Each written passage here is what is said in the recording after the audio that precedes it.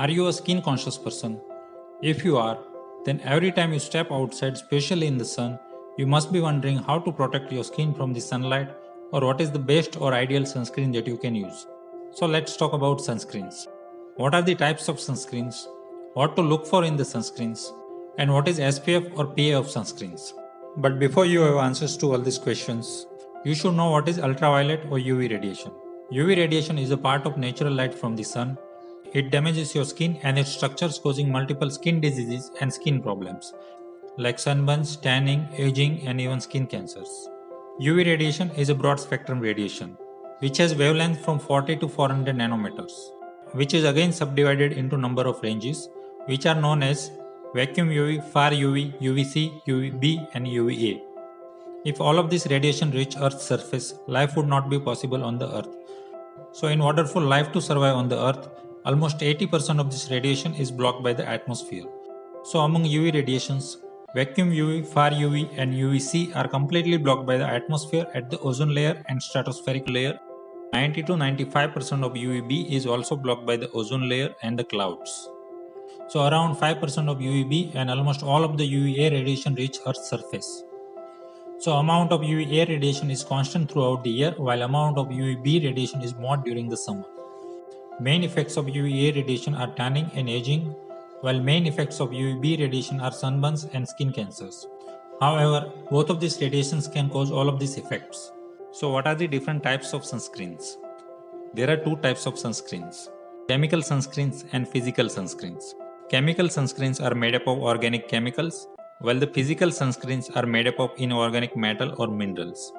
Chemical sunscreens are absorbed into your skin, so they require at least 20 minutes before action, while physical sunscreens sit on your skin, so they provide immediate barrier or shield. Chemical sunscreens absorb sunlight and converts it into heat or energy and dissipates it into the surroundings, while physical sunscreen directly reflect or scatters the sunlight and they also absorb little amount. Chemical sunscreens are thin and light, so they are easy to apply, while physical sunscreens are thick and heavy, so they are little difficult to apply and they leave white cast on your skin. So what are the different sunscreen agents? They are systemic and topicals. Topicals are again divided into chemicals and physicals as mentioned earlier. Since the different chemical filters different wavelengths, chemical agents are again divided into UVA filters, UVB filters, and broad spectrum filters. Systemics are to be taken by mouth and they are prescribed to you by your dermatologist, especially in the sun sensitive skin diseases, while topicals are to be applied. So among UVA filters, avobenzone is a potent UVA filter. But the problem is photo instability, which means it is broken down by the sunlight. So within 1 to 2 hours in the sunlight, its effectiveness decreases by the 50 to 90%. Among UVA filters, oxybenzone is also commonly used, but among all sunscreen agents, there are highest chances of allergic reaction with oxybenzone, and it is also photo unstable. So in order to increase stability of these agents, they are commonly used with other agents like UVB filters and physical filters. Among UVB filters, most potent ones are PABA derivatives like Padimate O, but they are less commonly used because they have high chances of allergic reactions. So the second most potent and commonly used UVB filters are cinnamates like octinoxate, but it is also photo unstable.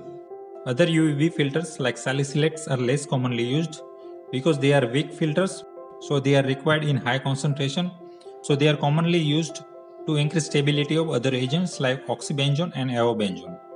Among broad spectrum filters, Ecamsol is very photostable and it is also water resistant, while bisotriazole is a mixture of chemical and physical agents, and it is also highly photostable. So among physical filters, zinc oxide and titanium dioxide are commonly used. Zinc oxide is very photostable and it is better than titanium dioxide, while titanium dioxide has a high refractive index, so it appears white on your skin, so it is cosmetically less appealing. What is an SPF? SPF, sun protection factor or sunburn protection factor, is a measurement of level of protections against UVB. It is calculated by the ratio of minimum erythema dose of protected skin to that of unprotected skin. So what is minimum erythema dose? It is the amount of UVB radiation required to burn your skin. So if your sunscreen has SPF 30, it means it can protect your skin from 30 times more UVB radiation.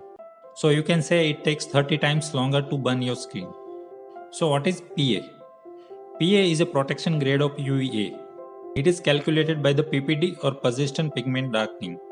Because effects of UVA radiation are slow and persistent, it takes around couple of days for darkening or tanning to appear. So if your sunscreen has PPD 16, it means it can protect your skin from 16 times more UVA radiation. PPD is again graded into PA. So their levels of protection are shown in this table. So coming to last question, what is the best or ideal sunscreen? It should be broad spectrum, which means it should provide protection against all UV radiations. So it should have at least one UVA filter and one UVB filter or one broad spectrum filter with one physical filter. So that all these filters together increase stability and effectiveness of each other and provide best possible protection. It should have SPF of at least 30. It should have PA of at least 3 pluses. It should be hypoallergic or non-allergic. So it should not induce any allergic reaction when it comes in contact with your skin. It should be non-irritant. It should not induce any burning or redness on your skin. It should be water resistant, which means it should not get washed off and still provide protection when you are swimming. It should be sweat resistant, which means it should still be able to protect when you are sweating. It should be safe and non-toxic, which means it should not get absorbed into your blood and should not induce any toxic reaction.